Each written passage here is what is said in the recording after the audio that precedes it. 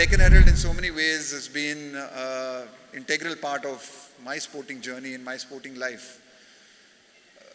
Earliest memories of the Deccan Herald obviously are of reading it. My father loved the Deccan Herald, and it was a daily part of our routine growing up. But also of then playing cricket and scoring some runs, and the rules in those days were that if you scored runs or if you had a chance of your name coming in the Deccan Herald, you were the designated one of having to go to the Deccan Herald office in MG Road and give the scores to the sports editor. So generally it would fall upon me or one of my friends, and we would love making the trip to the Deccan Herald offices in Bangalore, going up the steps to the sports desk and handing over our sort of small sort of scores, brief scores, and hoping that the editor or the sports editor would put it out in the paper the next day. And generally what you found that a lot of the sports editors in those days were really passionate sports followers, passionate about youth sport, passionate about cricket. They knew you, they spoke to you, they encouraged you. And that's something that you're always very, very grateful for. I can't think of a better organization that is as synonymous with Bangalore as the Deccan Herald is, to be able to conduct what is the Bengaluru 2040 seminar, to reimagine the city, to think about where this city is growing, what are the big issues that are related to this city, and how we can take it forward and still remain one of the greatest cities that to live in, to grow up in, to be a part of. So I would just tie that in with, while I'm no expert, and I think, when I looked at the panel and I looked at the people that are going to be speaking today, through the course of today, there are going to be a lot of experts speaking about the issues that this city faces from an infrastructural perspective.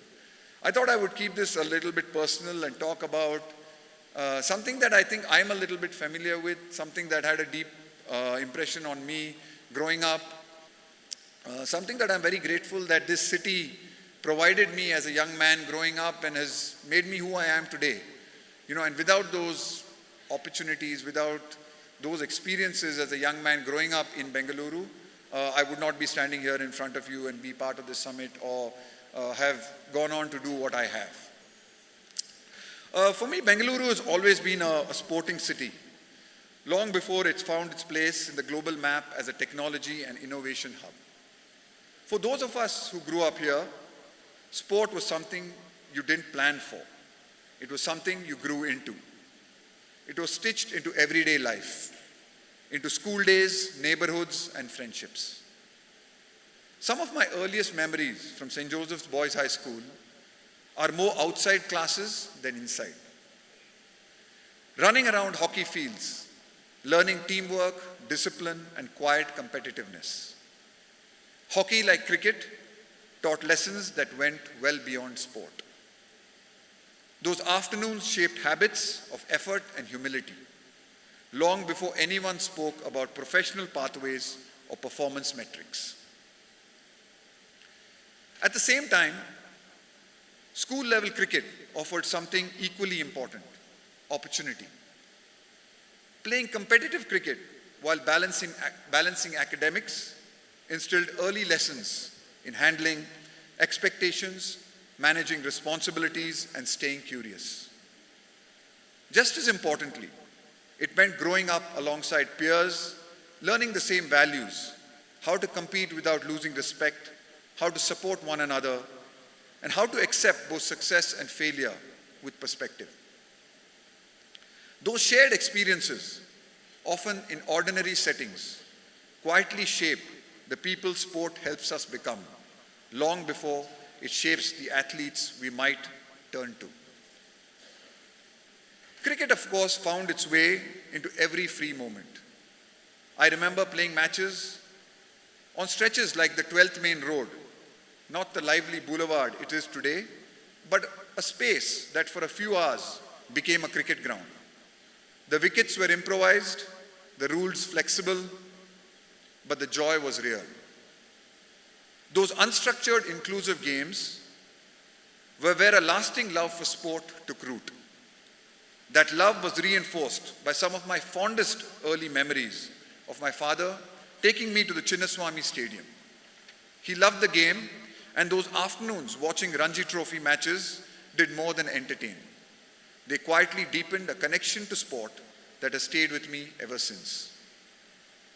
As I moved through the Karnataka's cricketing system, Bengaluru evolved alongside me. The city opened up.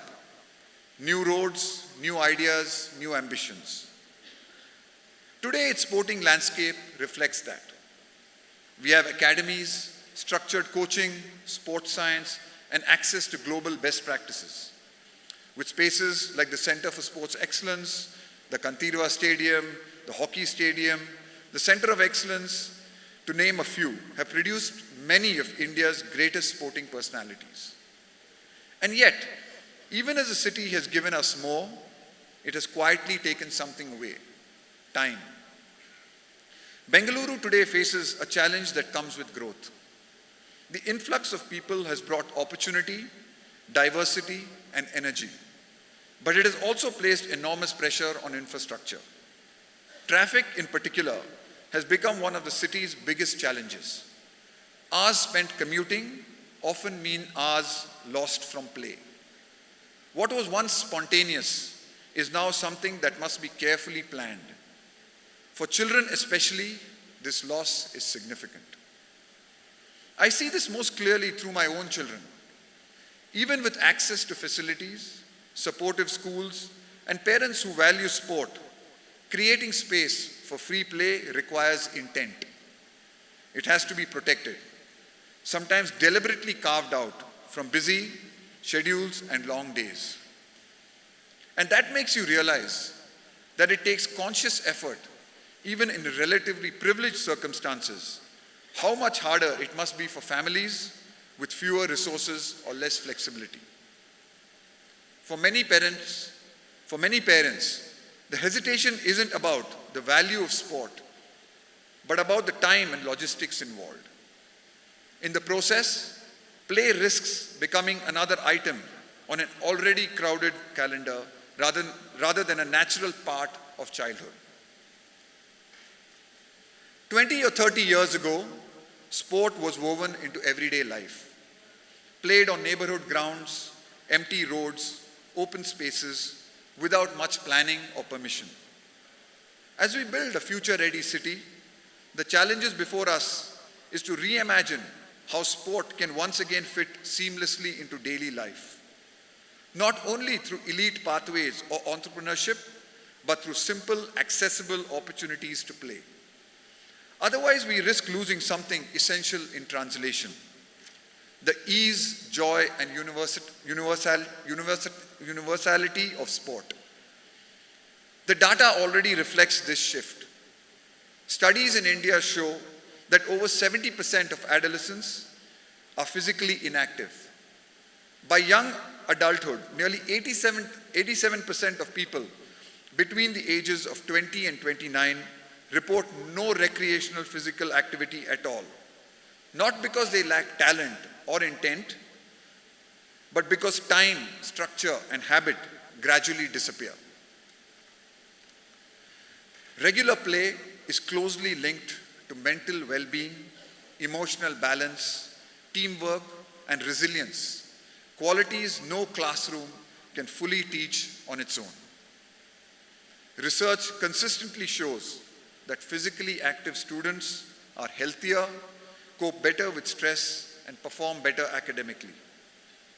When we lose everyday opportunities to play, we are not just losing future athletes, we are losing a natural system of building healthier and more balanced individuals. In Bengaluru in particular, risk is much greater. The risk of losing part of its character. Sport has always been one of the city's quiet equalizers, where talent mattered more than titles and participation was open to all. When access to play reduces, sport becomes exclusive, structured, and scarce, rather than spontaneous and shared. As we look ahead, The opportunity lies in how we respond. Technology can help us reclaim time, reimagine urban spaces, and bring sport closer to where people live, but progress must be thoughtful. A sporting city isn't defined only by elite infrastructure. It is defined by how easy it is for a child to step outside and play. When movement is designed into daily routine, spaces, and expectations, participation flows naturally. Shaping Bengaluru's future will require collective intent. Individuals must continue to value sport as part of daily life. Governments must plan cities that protect open spaces and prioritize movement and play. Schools and colleges can open their facilities to the community during non-instructional hours, allowing children and adults access to safe spaces to play. Corporates, through focused CSR initiatives, can adopt or help create and support shared public spaces that encourage active lifestyles. Reintroducing the play streets, where selected roads are closed for a few hours to allow children to play freely and safely. Bengaluru has always balanced tradition with progress. It is a city that shows up when it matters.